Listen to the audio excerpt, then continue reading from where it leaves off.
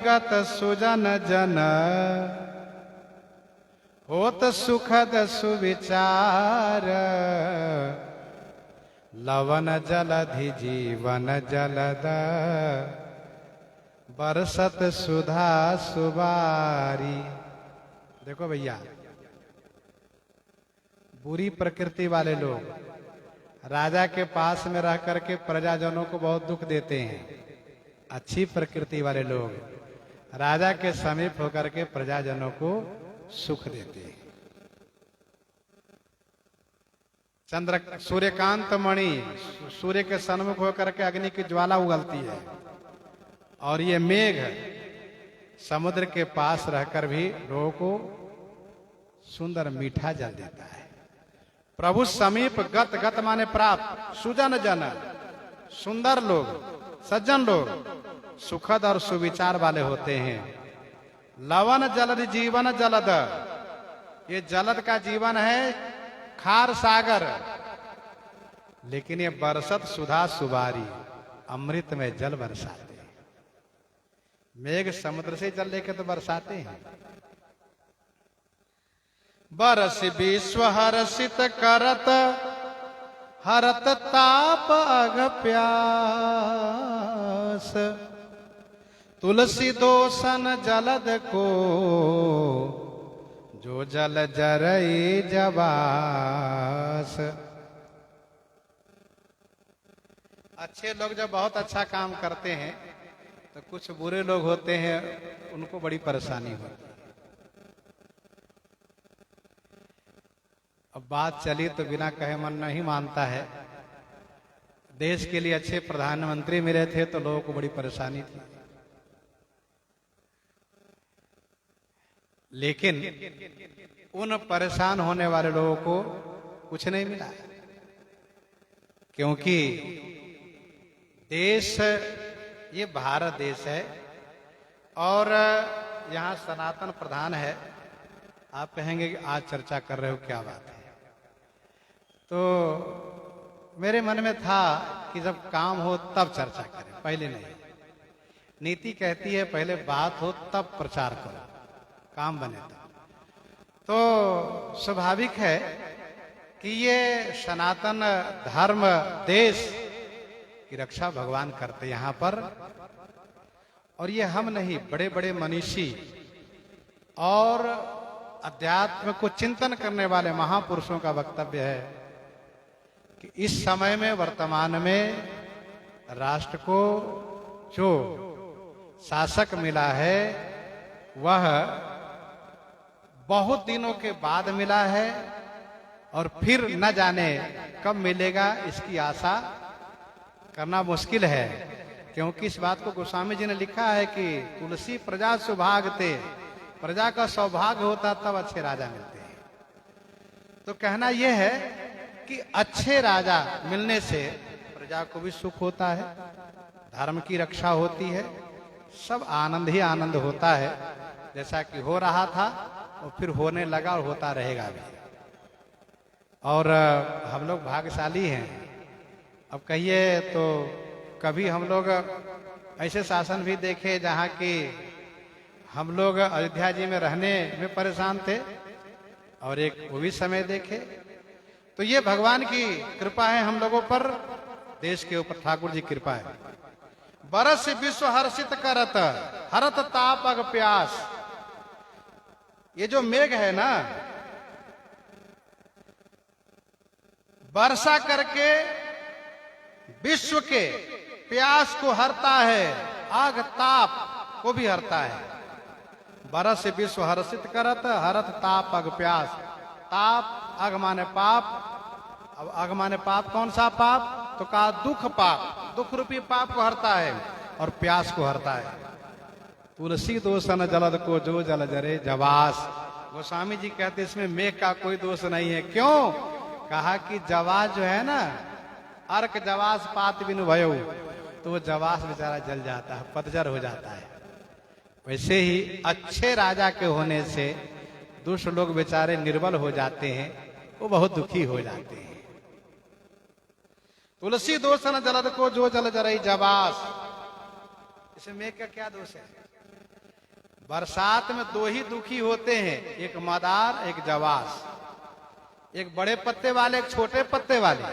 जवास में छोटा पत्ता होता है, छोटी छोटी पत्ती होती है, और मदार में बड़े पत्ते होते हैं। वैसे ही अच्छे समय में कुछ बड़े लोग कुछ छोटे लोग दोनों जलते हैं, दोनों परेशान रहते हैं।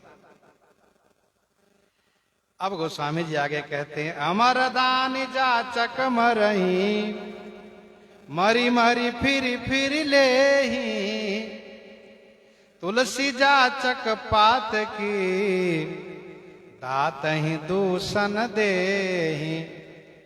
अमर दानी, दानी जो है वो अमर है, देता रहता है, मरने के बाद उसका नाम होता है कि वो दानी थे। और जाचक मरही, मांगने वाले मर जाते हैं, मांगने वाले मर जाते हैं। और मरी मरी फिरी ले ही, वे मरते रहते हैं, फिरी ले ही, पुनः पुनः मांगते ही रहते हैं। तुलसी जाचक पात की, गोस्वामी जी कहते हैं मांगने वाला पापी है। क्यों? क्योंकि दात ही दूषण दे ही, वह दाता को दोष लगाता रहता है। कहता देखो दानी तो है, लेकिन हमारी आवश्यकता को पूर्ति नहीं किया, देता रहता, बांटता रहता दिन भर, लेकिन हमें भरपूर नहीं किया, पूरा नहीं दिया, वो दोष देता है, निंदा करता है। लखी गयंदल चलत भजी, स्वान सुखानो हार, गजगुण मोल आहार बल, महिमा जान की राड़। कुत्ता मुख में सूखी हड्डी लिया हुआ था, देखा सामने से हाथी आ रहा है, बहुत तेजी से भागा वो। तो एक ने पूछा, अरे कुत्ता तू क्यों भाग रहा है? कहा देख नहीं रहे हो हाथी आ रहा, छीन लेगा तू। उसने कहा तू बड़ा बेवकूफ है, मूर्ख है। भला वो हाथी तुम्हारे आहार को क्यों छीनेगा? तुम हाथी को अभी तक समझे ही नहीं। लखी गयंद, गयंद माने हाथी को, लखी माने देख करके, लय चलत भजी, कौन? स्वान माने कुत्ता, सुखानो हार, सुख हार ले भाग सठा, स्वान निरखी मृग राज, छीन ले जन जान जड़, तिम सुरपति न लाज। गोस्वामी जी कहते गजगुण मोल आहार बल, हाथी के गंभीर गुण को, हाथी के बहुमूल्य है, बहुत रुपये में मिलते हैं हाथी, इस बात को। और हाथी बहुत खाता है, गन्ना है, वृक्ष के पत्ते हैं, ये सब खाता है, उसके आहार को और उसके बल को। इतना बलवान है कि जहां पांव रख दें तो 50 कुत्ता पीस जाएगा, इतना बल है उसके पास। लेकिन वो राड़, राड़ माने वह मूर्ख, अज्ञानी, नहीं जानता, इसलिए भाग रहा है। संसारी लोग वैराग्यवान भक्त को देखकर किसी प्रकार से परेशान रहते कि हमारे सुख न छीन ले। कई निदर हूं कई आदर हूं, सिंह स्वान सियार, हरस विषादन केसर ही, कुंजर गंज निहार। सिंह को सियार हाथ जोड़ करके स्तुति करे तो कोई फर्क नहीं पड़ने वाला है, अथवा अपना पैर दिखा करके उनको अपमान करें, अनादर करें, भूख करके बोल करके अनादर करें, तभी कोई फर्क नहीं पड़ने वाला है। कई निद रहू कई आदर हो, कई माने अथवा तो निरादर करें अथवा तो आदर करें। किसको? सिंह को, स्वान और सियार, कोई फर्क नहीं पड़ता उसको। क्यों? क्योंकि हरस विषादन केसर ही, केसर ही माने उस सिंह को न हरस न विषाद है, क्योंकि वह कुंजर गंज निहार, वह कुंजर माने हाथी को गंजन करने वाला है, हाथी के मस्तिष्क को विदर्ण करने वाला है। मत्तनागतम कुंभ विधारी, शशि केसरी गगन वनचारी, वो हाथी के मस्तक को विदर्ण करने वाला है, भला वो क्यों कुत्ता और सियार के बातों में आने वाला है। हाथी चले बाजार तो कुत्ता भूखे हजार, कोई फर्क नहीं पड़ता उसको, भूखता रहे। ठाढ़ो द्वार न दई सके तुलसी जे नर नीच, नींद ही बलि हरिश्चंद्र को काकियो करन दधीच। ये एक गपोड़ियों का समाज जहां होता है, बैठे रहेंगे अपने द्वार पर, कोई भिक्षा मांगने आएगा, बाबूजी 10 रुपया दे दीजिए, जेब में है हजारों रुपए लेकिन देगा नहीं वो, ना बिल्कुल नहीं देगा। अरे तो मांगते ही रहता, क्या देना है। देगा वहां कहां, जहां लोग देख रहे हो कि हाँ, तो बड़े आराम से जेब से निकालेगा पैसा और फिर दिखा कर, समेट के नहीं, दिखा के देता, देखो हम भी दे रहे हैं। ठाढ़ो द्वार न दई सके तुलसी जे नर नीच, द्वार पर खड़े याचक उसको नहीं देता है। कहते हम प्रयाग में गए, बहुत दान देकर आए, उज्जैन गए थे, काशी गए थे, खूब दान किए वृंदावन में,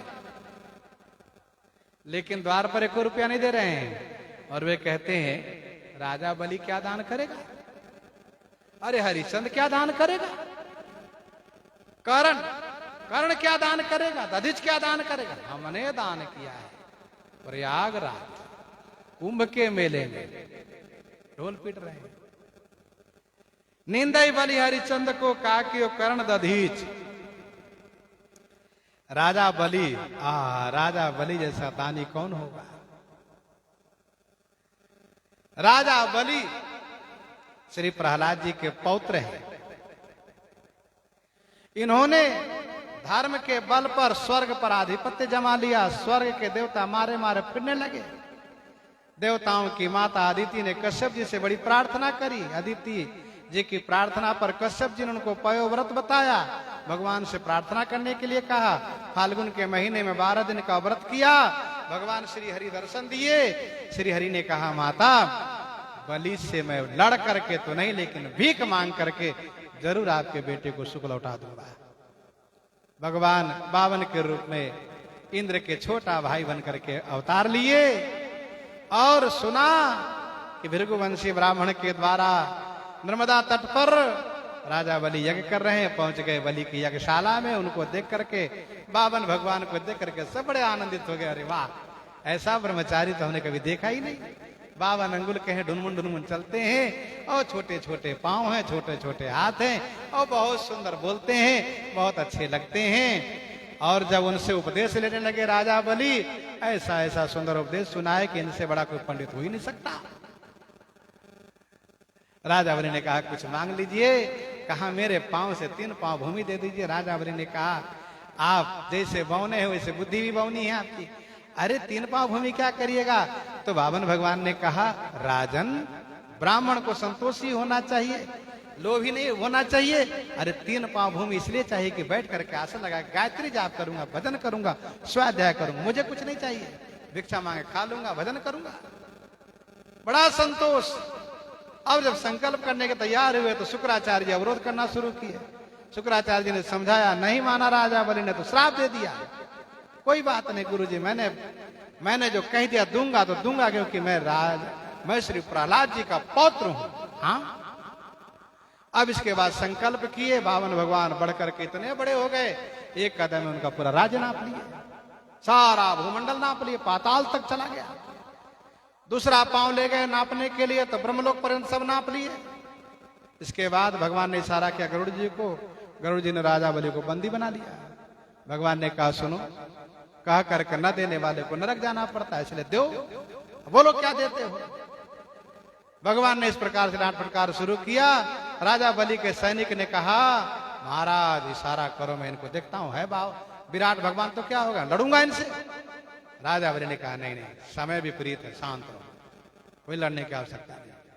राजा बलि ने कहा कि आप तीसरा चरण मेरे सिर पर रख दीजिए। और सिर पर रख करके भगवान बड़े प्रसन्न हो गए। कहा, राजा बलि सुतल लोक के राजा रहेंगे, आने वाले समय में इंद्र बनेंगे और फिर ये जहां रहेंगे वहीं मैं इनको द्वार पर नित्य दर्शन दूंगा। अब बताइए, इतने बड़े दानी को लोग कहते राजा बलि ने क्या दिया। कथा ऐसी वर्णन है भक्तमाल जी में, इनकी पत्नी विंध्यावली आ गई, कहा सुनिए मेरे पति बड़े अहंकारी है, देने का बड़ा अभिमान करते थे। अब स्वामी आप एक काम कीजिए, भगवान से कहा एक पांव इनके ऊपर रखिए, एक पांव मेरे ऊपर रखिए, एक पांव मेरे बेटे के ऊपर रखिए, 3 पांव में पूरा परिवार ना पाए। भगवान विंध्यावली से बड़े प्रसन्न करे, वाह इतना सुंदर पवित्र विचार आपका। और हरिचंद्र की बात लोग उनकी निंदा करते, क्या दिया हरिचंद्र, अरे क्या नहीं दिया पहले सोचो। इंद्र की सभा में गुरु वशिष्ठ जी ने बड़ाई करी, प्रशंसा की, विश्वामित्र जी को मन में ईर्ष्या हो गई, जानने की इच्छा हो गई परीक्षा लेने के लिए आए, सभा में मांग किए, सब राज दे दिए। कहीं कहीं वर्णन है कि स्वप्न में मांगे, स्वप्न में दान कर दिए। दक्षिणा के रूप में मांगा, कहा कोष पर मेरा अधिकार है, आप नहीं ले सकते हो, कोष से नहीं, आप बाहर से दक्षिणा ला कर दो। काशी जी में गए हरिचंद्र जी, बेटे को बेचे, पत्नी को बेचे, स्वयं बिक गए, तब जाके दक्षिणा दी। लोग कहते हरिचंद्र जी क्या दान किया, कहने वाले बेवकूफ पागल मूर्ख लोग। इतने पर भी विश्वामित्र जी को संतोष नहीं हुआ, हरिचंद्र जी के बेटे को सर बन करके डस लिए। पत्नी सब लेकर के गई है श्मशान में, जहां पर पहरेदारी करते हैं हरिचंद्र जी। रात्रि का समय है, अपने उस सेवक धर्म को प्रण करते हुए कहा कि मैं कर रूप में लूंगा, तभी सबका दाह संस्कार करूंगा। साड़ी फाड़ने के लिए जब तैयार हुए हैं तो भगवान तुरंत प्रकट हो गए हैं। विश्वामित्र जी आए, धर्म आए, सबके सब प्रकट हुए और बेटा जीवित हुए रोहित, और फिर हरिचंद्र जी महाराज अयोध्या जी आए। तो ऐसे हरिचंद्र जी महाराज दधिच कर्ण की बात रही। देखो राजा कर्ण का नाम था वसुखेन, ये दानी होने से नाम कर्ण पड़ा है। हाँ, इनका नाम था वसुखेन। इनके भी कथा बड़ी विचित्र है, लेकिन ये गजब के दानी है। जननी जनई तो भक्त जना कई दानी कई सूर, नाही तो बांझ रहा क्यों खोवे निज नूर। माता जन्म दे तो दानी बेटा, भक्त बेटा, या तो योद्धा बेटा को जन्म दे, नहीं तो वे बांझ रहे ही अच्छा है, न तरु बांझ भली बात भी आनी। कुंती जी पिता के घर में रहती थी, पिताजी कहने से एक ब्राह्मण की सेवा की है, चाहे वो दुर्वासा जी ही हो, ब्राह्मण की सेवा की है। ब्राह्मण इनकी कई तरह से परीक्षा लेने के बाद इनके ऊपर इनमें धैर्यता देख करके, निष्ठा देख करके फिर प्रसन्न हो गए, कहा वरदान मांगो। कुंती जी ने कहा मैं क्या मांगू, मुझे समझ में नहीं आ रहा है। उन्होंने एक मंत्र दिया, कहा लो इस मंत्र से तुम जब जिस देवता को बुलाओगी वो देवता तुम्हारे पास आ जाएंगे। ऐसा करके ब्राह्मण वहां से चले जाते हैं। इसके बाद कुछ दिन के बाद जब कुंती जी का रजो धर्म होता है, मासिक धर्म होता है, तो सूर्य को देखती है तो उनका मन सूर्य में लग जाता है। इसलिए मासिक धर्म में, रजो धर्म में एक मर्यादा में रहने की बात शास्त्रों में कही गई है। तो सूर्य को देखने के बाद, जबकि कन्या है वो, अभी विवाह नहीं हुआ है, सूर्य में उनका मन गया, सूर्य मन लग गया। मंत्र को जैसे उन्होंने पढ़ा, सूर्य भगवान कवच कुंडल धारण किए हुए सामने आ गए। अब जैसे ही सूर्य भगवान को देखा तो सहम गई। सूर्य भगवान ने कहा कि आपने मुझे बुलाया है, आपको आत्मदान तो देना पड़ेगा, नहीं देने पर आपको, क्योंकि देवताओं को बुलाने के बाद उनसे लाभ न लेने पर बुलाने वाले को अच्छा नहीं हो तो शुभ नहीं होता है। तो श्री कुंती जी ने कहा मैंने जिस भाव से आपकी ओर के देखा है और आपको बुलाया है, ये तो पति भाव होता है, और आप आत्मदान मांगते हैं, लेकिन इसमें तो मेरा कन्यात्व तो नष्ट हो जाएगा, संसार में मेरी अपकीर्ति होगी, मेरी बदनामी हो जाएगी। मैं क्या करूं, मुझे कुछ समझ में नहीं आ रहा है, मुझसे भूल हुई मैं मानती हूं, लेकिन अब मैं क्या करूं मुझे नहीं समझ में आ रहा है। सूर्य भगवान ने कहा कि आपका कन्यात्व भी बना रहेगा और मेरे द्वारा आपका बेटा होगा, जिसका जो गर्भ से ही वो कवच कुंडल धारण किए हुए होगा, और आपका कन्या तो बना रहेगा, आपकी कीर्ति होगी। इस प्रकार से सूर्य के कहने पर कुंती जी सहमत होती हैं। भगवान सूर्य दिव्य शरीर से ही कुंती जी के स्पर्श करते हैं और गर्भाधान होता है, और वह गर्भ गुप्त रूप में ही रहता है, वो गर्भ गुप्त रूप में ही रहता है। और समय आने पर बच्चे का जन्म होता है कुंडल और कवच के साथ, वो तेजस्वी बालक। और ये कोई और नहीं है, सहस्र कवची ही है। कभी हम लोग चर्चा करेंगे फिर। तो ये वही है, तेज के साथ जन्म लिए। कुंती जी इस बात को छुपाना चाहती हैं। इनके साथ दे रहे एक धाई, एक दासी, वही जानती, बाकी तीसरे को पता नहीं है। तो मोम से युक्त लपटा हुआ सुंदर मंजूषे में बालक को बंद करके कुंती जी अश्व नदी में बहा देती है। और उस वक्त कुंती जी उस बच्चे की मंगल कामना के लिए देवी देवताओं से बहुत प्रार्थना करती है, पर उनकी मजबूरी है, अभी विवाह नहीं हुआ है। अपने उस जो कन्यात्व को छुपाने के लिए, जिससे कि ये बालक तो जाने नहीं कोई, इसीलिए उसको बहा देती है अश्व नदी में। लेकिन उन्हें दुख अपार होता, माँ तो माँ होती है, परिस्थिति चाहे जो हो, मजबूरी चाहे जो हो, लेकिन माँ का हृदय तो माँ का हृदय। कुंती जी बहुत दुखी हुई है, देवी देवताओं से बहुत प्रार्थना करी है। अब वह मंजूषा, मोम का मंजूषा बहता हुआ अश्व नदी से जाकर गंगा में पहुंचा। अंग देश के राजा, जहां की राजधानी है चंपापुरी, अधिरथ जिनकी पत्नी है राधा, ये दोनों गंगा किनारे आए हुए होते हैं। एकदम से उस मंजूषे पर राधा जी की दृष्टि जाती है, बोलती है स्वामी ये कैसी मंजूषा।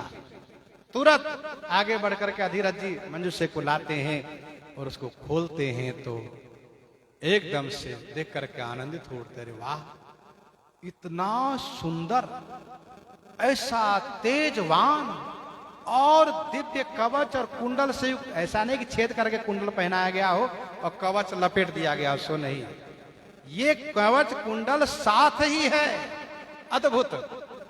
अच्छा, ये दोनों, ये जो है अधिरथ महाराज निसंतान है, उनको देखते ही राधा जी का वात्सल्य उमड़ जाता है। स्वामी क्यों ना मैं मान लो गंगा जी ने मुझे इन्हें बेटा रूप में दिया है, ये मेरे पुत्र हो जाए। कहाँ ले आते हैं घर, लेकिन कुंती जी उसी धाई से पता लगवाती रहती है कि वो किसी को मिला कि नहीं मिला वो बच्चा। तो उनको पता चल जाता है कि अंग देश के राजा अधिरथ जिनको प्राप्त हो गया, तो मन को थोड़ा संतोष होता है, ठीक है एक राजा के घर ही गया है, कोई बात नहीं। अब इधर धीरे धीरे वे बड़े होते हैं। अधिरथ जी की मित्रता धृतराष्ट्र से होती है, इनसे मित्रता रहती है, इसीलिए इनको समय पर संस्कार करा करके और पढ़ने के लिए हस्तिनापुर भेज देते हैं अधिरथ महाराज। यहां पढ़ने के लिए जब कर्ण आते हैं, वसुखेन, ध्यान दीजिएगा नाम है वसुखेन, वसुखेन आते हैं पढ़ने के लिए। यहां पर उनकी दोस्ती हो जाती, मित्रता हो जाती है, किनसे? दुर्योधन से पक्की मित्रता हो जाती है। और ये द्रोणाचार्य, कृपाचार्य, परशुराम जी से शिक्षा ग्रहण करके ऐसे कुशल धनुर्धर बन जाते हैं। और दुर्योधन की संगति से पांडवों से ईर्ष्या हो जाती है इनकी, और अर्जुन से विशेष द्वेष हो जाता है, विशेष, क्योंकि अर्जुन भी धनुर्धर, ये भी धनुर्धर, इसलिए विशेष दुश्मनी हो जाती है। अब धीरे धीरे करके समय आगे बढ़ता है। फिर कुंती जी इस राज को बिल्कुल छुपा के दबा के रखती है। भगवान सूर्य ने कहा था कीर्ति आपको होगी इनसे। एक अद्वितीय योद्धा कर्ण वसुखेन सूर्य से मिलते हैं। ठीक मध्य में जब सूर्य आते हैं तो वसुखेन सूर्य भगवान की पूजा करते हैं, और उस समय में जो ब्राह्मण आवे जो मांगे सब दे दिया करते हैं, कभी किसी को ना नहीं करते हैं, ऐसे दानी। एक दिन सूर्य ने कहा बेटा कर्ण, देखो भाई, पिता तो पिता होते, पिता की ममता अपनी संतान पर होती है, चाहे वो संतान असुर क्यों न हो, दुष्टे क्यों न हो।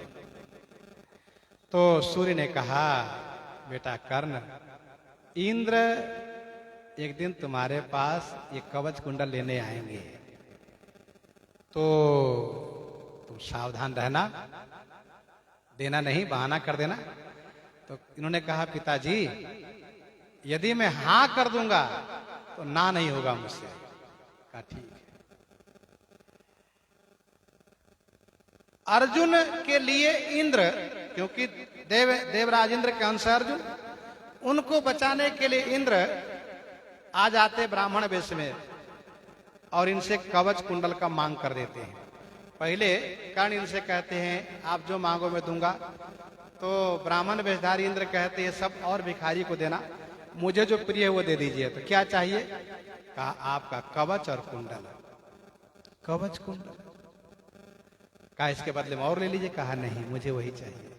तो हंसने लगते हैं, कहते देवराज इंद्र, मुझे पता है कि आप ब्राह्मण वेश में हैं, लेकिन आप देवेंद्र हैं, ऐसा कहा।